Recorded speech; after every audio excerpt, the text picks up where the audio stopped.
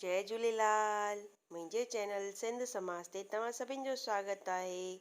अॼु आहे माता जो पंजो ॾींहुं यानी स्कंद माता जो ॾींहुं। स्कंद माता जी पूजा ऐं उनजी विधि ऐं उनजे मंत्र इन्हनि सभिनि जी जानकारी सां गॾु पाण शुरू था कयूं। स्कंद कुमार यानी कार्तिकेय उनजी माता हुजण जे कारण हिननि जो नालो स्कंद माता चयो वियो। जी गोद में स्कंद कुमार यानी कार्तिकेय भॻवान जेको आहे विराजमान आहे। हिन मां जी 4 भुजाऊं आहिनि। माता जे 2 हथनि में कमल जा गुल पकड़ियल आहिनि ऐं हिननि जी हिकु हथु जेको आहे मथे जी तरफ़ खयल आहे। हिकिड़े हथ में पंहिंजे पुटु स्कंद खे हिननि पकड़े रखियो आहे। सिंह हिननि जो वाहन आहे। ऐं हाणे अचो त हाणे मां जे हिन स्वरूप जी पूजा कीअं कजे उहो था पाण ॼाणूं। पहाड़नि ते रहण वारी सांसारिक जीवन में नव चेतना जो निर्माण करण वारी थींदी आहे स्कंद माता। पंजे ॾींहुं माता जे हिन रूप जी पूजा करबी आहे। हिननि जी कृपा सां जेको आहे मूर्ख बि ज्ञानी थी वेंदा आहिनि। हिननि जो रूप मनमोहक आहे। हिननि जे हिकु हथ में गुल आहे ऐं ही जेको आहे कमल जे आसन ते विराजित आहिनि। इन कारण हिननि खे पद्मासना बि चइजंदो आहे। सिंह हिननि जो वाहन आहे। इहा देवी विद्वाननि ऐं सेवकनि खे पैदा करण वारी शक्ति आहे। स्कंद माता छा वरदान ॾींदी आहे? जंहिं बि माण्हू खे संतान न हुजे या उनखे का बाधा ईंदी हुजे त मां जे हिन स्वरूप जी पूजा करणी खपिजे। संतान प्राप्ति जी मन इच्छा पूरी करण वारी हीअ माता आदि शक्ति चवाराईंदी आहे। स्कंद माता जी पूजा में कुमार कार्तिकेय जो हुजणु ॾाढो ज़रूरी आहे।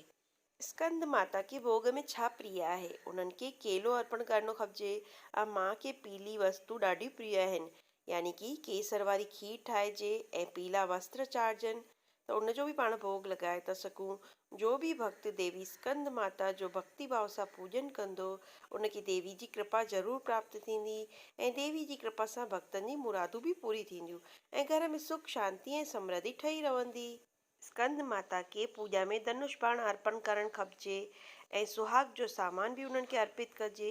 नवरात्रे 5 ॾींहुं ॻाढ़ा वस्त्र, सुहाग जो सॼो सामान ऐं ॻाढ़ो गुल ऐं अक्षत मां खे अर्पण करणु खपिजे। इन खे अर्पण करण सां जेकी सौभाग्यशाली स्त्रियुनि जो सौभाग्य जी वृद्धि थींदी आहे ऐं संतान जी प्राप्ति बि थींदी आहे। 5 ॾींहुं सुबुह साण सनानु करे साफ़ कपिड़ा पाए करे पूजा स्थान में वेही करे चौकीअ ते माता स्कंद माता जी तस्वीर रखी उनखे गंगा जल सां शुद्ध कजे। पोइ हिकु कलश में पाणी भरे उन में कुझु सिक्का विझजनि ऐं उनखे चौकीअ मथां रखिजे। उनखां पोइ रोली कुमकुम ऐं जेको नैवेद्य यानी खीर ठाही हुजे उहो चाढ़िजे। उनखां पोइ माता जी आरती करिजे ऐं अछा कपिड़ा पाइजनि ऐं माता खे केले जो भोग लॻाइजे। ईअं करण सां मां निरोगी रहण जो आशीर्वाद ॾींदी आहे। माता रानी जो मंत्र आहे या देवी सर्वभूतेषु मां स्कंद माता रूपेण संस्थिता नमस्तस्यै नमस्तस्यै नमस्तस्यै नमो नमः। त असांजी हीअ पूजा जी विधि कथा ऐं उनजो महत्व ऐं मंत्र समाप्ति थी।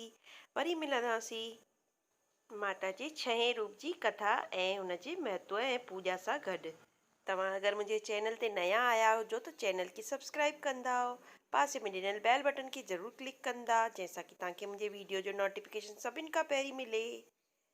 लाइक बिल्कुलु फ्री थींदो अथव, लाइक ज़रूरु कयो। हिकिड़ो कमेंट ज़रूरु ॾियो, हेठि जय माता दी लिखो त सभई प्रेम सां चओ जय माता दी ऐं जय झूलेलाल।